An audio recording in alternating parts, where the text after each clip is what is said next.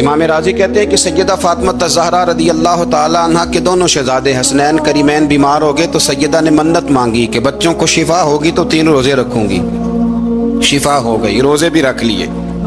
اور جب مولا علی شیر خدا روزہ رکھنے کے لیے بیدار ہوئے، سیدہ فاطمہ الزہرا بیدار ہوئی تو امام حسن اور حسین بھی اٹھ گئے، 7-8 سال کی عمر۔ اماں جی ہم نے بھی رکھنا ہے۔ صبح کھجور اور دودھ سے روزہ رکھ لیا گیا۔ این افطاری کے وقت مولا علی کہتے ہیں فاقے چل رہے تھے، کہیں سے میں جون لایا تھوڑے سے، سیدہ فاطمہ الزہرا نے پیس کر روٹیاں پکائیں۔ وہ وقت جو بڑا مشکل ہوتا ہے افطار کا، کہتے ہیں اس وقت جب کھانے کے لیے بالکل ہاتھ آگے بڑھنے لگے اور امید تھی کہ ابھی سیدنا بلال اللہ اکبر کہیں گے تو روزہ کھلے گا، لیکن ابھی چند ہی منٹ رہتے تھے کہ دروازے پر ایک فقیر نے صدا دی۔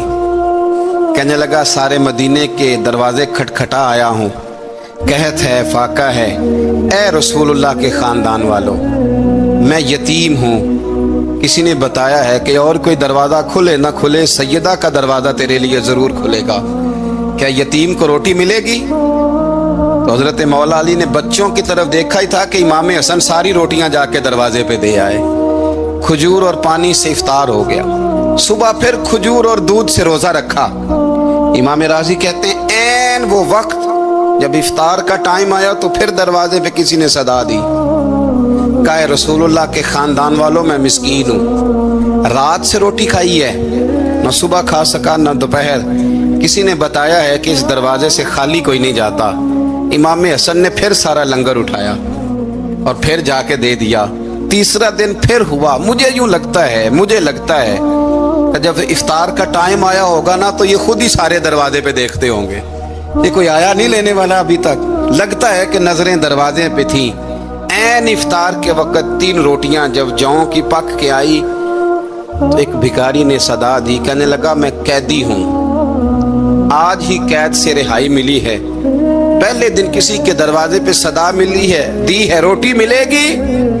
امام حسن وہ کھانا دے کے واپس لوٹے، کھجور اور پانی سے افطار ہوا، اور جیسے ہی مسجد نبوی میں تینوں باپ بیٹا نماز پڑھنے گئے تو مولا علی کہتے مجھے بتانا نہیں پڑا، رسول کریم نے میری طرف دیکھ کے فرمایا علی تیرا، فاطمہ کا، حسن اور حسین کا 3 دن والا عمل خدا کو بھی بڑا پسند آیا ہے اور محمد مصطفیٰ کو بھی بڑا پسند آیا ہے، وہ بڑا پسندیدہ عمل۔ میں کہتا ہوں کہ حضرت فاطمہ نے نا ان کی تربیت پہلے ہی کر دی تھی، 3 دن بغیر افطار کے روزہ رکھنے کی، وہ ٹریننگ گھر سے ہو چکی تھی۔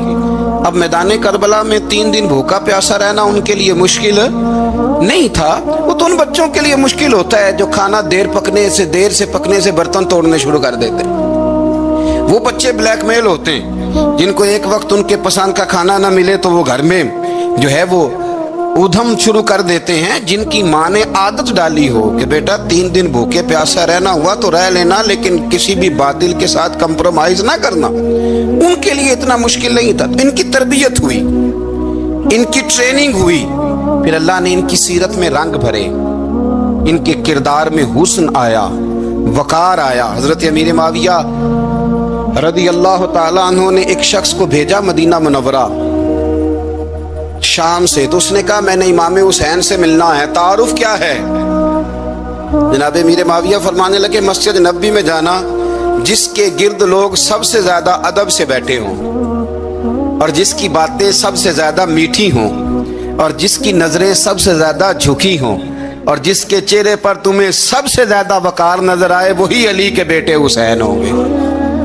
جو سب سے زیادہ تمہیں وہاں ماحول کے اندر جو شخص نظر آئے، پوچھنے کی ضرورت نہیں پڑے گی، وہ شخص کہتا میں مدینے آیا تو میں نے واقعی ایک شخص کو دیکھا، شہد کے گرد مکھیوں کا اتنا ہجوم نہیں ہوتا جتنا امام حسین کے گرد رسول اللہ کے غلاموں کا ہجوم تھا، لیکن نظریں جھکی ہوئی، باتیں میٹھی، لہجہ گداز لفظوں میں رانائی، اور لوگ کئی باتیں پوچھتے تو علی کے صاحبزادے ایک آدھ جملہ بولتے تو لگتا یہ کہ وہ جملہ سیدھا دل میں اترتا چلا جاتا ہے۔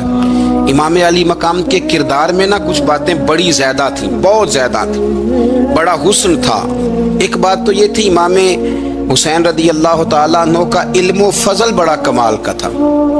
ایک دفعہ صحابہ میں مسئلہ بن گیا کہ بچہ پیدا ہوتا ہے تو اس کا وظیفہ کیسے لگانا ہے. امام حسین کا علم و فضل بتا رہا ہوں, علم و فضل. تو بات بڑی پیچیدہ ہو گئی. حضرت عبداللہ ابن زبیر کے پاس لوگ آئے, کہنے لگے کہ آپ بڑے صاحب علم و فضل ہیں, آپ نے حضور علیہ الصلوۃ والسلام کے ساتھ وقت گزارا ہے, تو مسئلے کو حل کریں کہ بچہ پیدا ہونے کے بعد حکومت اگر وظیفہ لگائے گی تو کب لگائے گی.